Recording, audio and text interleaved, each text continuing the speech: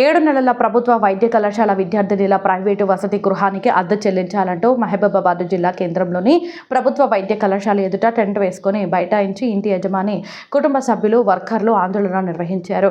అధికారులకు వ్యతిరేక నినాదాలతో కళాశాల ప్రాంతాన్ని హోరెత్తించారు.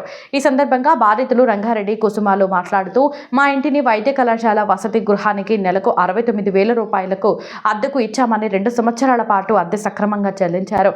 7 నెలలుగా అద్దె చెల్లించకపోవడంతో 5 లక్షల రూపాయలు బకాయి పేరుకు పోయాయని ఆవేదన వ్యక్తం చేశారు. గత 3 నెలలుగా వైద్య కళాశాల చుట్టూ చెప్పులు తిరుగుతున్న అద్దె డబ్బులు చెల్లించడం లేదన్నారు. కళాశాల ఉన్నతాధికారులు 5 లక్షల రూపాయలు మీకు చెల్లించాలంటే 1,00,000 రూపాయలు లంచం రూపంలో మాకు ముట్ట చెప్పాలని డబ్బులు అడుగుతున్నారని ఆరోపించారు. అద్దె డబ్బులు చెల్లించకపోవడంతో వసతి భవనంలో పనిచేసిన కార్మికులకు వేతనాలు, మా పిల్లలకు పాఠశాల ఫీజులు చెల్లించలేక ఆర్థిక ఇబ్బందులకు గురవుతున్నామని వాపోయారు. మాకు డబ్బులు చెల్లించే వరకు ఈ ఆందోళనను కొనసాగిస్తామన్నారు. ఇప్పటికైనా ఉన్నతాధికారులు స్పందించి మా ఇంటి అద్దె చెల్లించేలా చర్యలు చేపట్టి మాకు న్యాయం చేయాలని విజ్ఞప్తి చేశారు. ఈ కార్యక్రమంలో ఇంటి యజమాని కుటుంబ సభ్యులు వర్కర్లు పాల్గొన్నారు.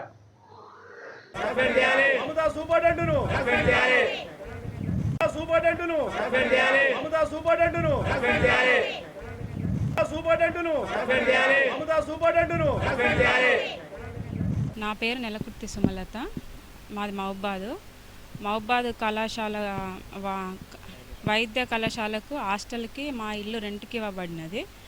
వాళ్ళు గత 7 నెలలుగా రెంట్ చెల్లించట్లేదు.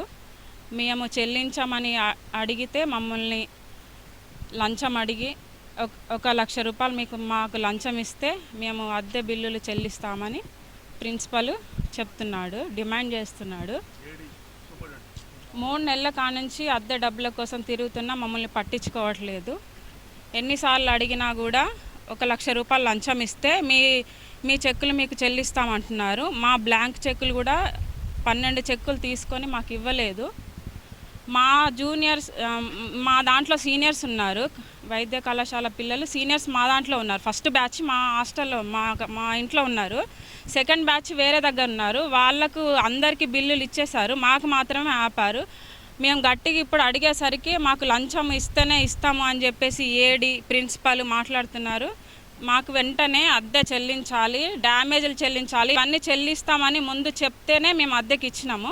ఇప్పుడు అడగబోతే మేము చెల్లించము, మాకు 1,00,000 రూపాయలు లంచం ఇస్తేనే చెల్లిస్తామని మాట్లాడుతున్నారు. ఎన్నిసార్లు 3 మంత్స్గా తిరిగినా కూడా మాకు రెస్పాన్స్ అవ్వట్లేరు. ఎన్నిసార్లు అడిగినా కూడా అదే మాట చెప్తున్నారు, మాకు లంచం ఇస్తేనే మీకు బిల్లులు వస్తాయి, లేకపోతే రావని చెప్తున్నారు. మేము అందుకే ధర్నాకు దిగినాము. మా డబ్బులు మేము న్యాయంగా అడుగుతున్నాము, వాళ్ళేం మాకు ఇస్తలేరు. మా ఇంటి రెంటే మేము అడుగుతున్నాము, ఎందుకంటే మాకు ప్రతి నెల ఈఎంఐ కట్ అవుతుంది 80,000. వాళ్ళు 69,000 మాకు ప్రతి నెల ఇవ్వలేదు. మేము ఇంట్లో నుంచి కడుతున్నాము, మాకు చాలా ఇబ్బంది అవుతుంది. తక్షణమే మాకు చెల్లించిన ఎడల ఈ నిరాహార దీక్ష విరమిస్తాము. ఒకవేళ చెల్లించని ఎడల ఇట్లనే చెల్లించేదాకా ఇట్లనే ఉంటాము. వైద్యశాల స్టూడెంట్స్ మా ఇంట్లో పత్తిపాకలో ఇంట్లో కిరాయికి ఉంటుండ్రు. ఆ కిరాయి డబ్బులు అడుగుతుంటే లంచాలు అడుగుతున్నారు. 3 నెలల కంచె కాలేజీ చుట్టూ తిరుగుతున్నాము. ప్రిన్సిపాల్కు బాధ్యత లేకుండా, ఏడీకి బాధ్యత లేకుండా, సూపరింటెండెంట్కు బాధ్యత లేకుండా వ్యవహరిస్తున్నారు. ఓరి మీద చెప్తే ఓరు చెప్పుకుంటున్నారు. ఏడీ ఇస్తేనంటే ప్రిన్సిపాల్ ఇస్తలేరంటారు, ప్రిన్సిపాల్ అడుగుతున్నారు, ఏడీ ఒప్పుకుంటలేరు అంటున్నారు. ఈ విధంగా 3 నెలల కంచె మమ్మల్ని తిప్పుతున్నారు. లాస్ట్కు అడిగే వరకు, గట్టిగా అడిగే వరకు మీరు కొన్ని పైసలు ఇవ్వండి, 1,00,000 రూపాయలు డిమాండ్ చేశారు మమ్మల్ని. ఈ 1,00,000 రూపాయలు ఇస్తే మీ బిల్లులు చెల్లిస్తాం. అందుకోసం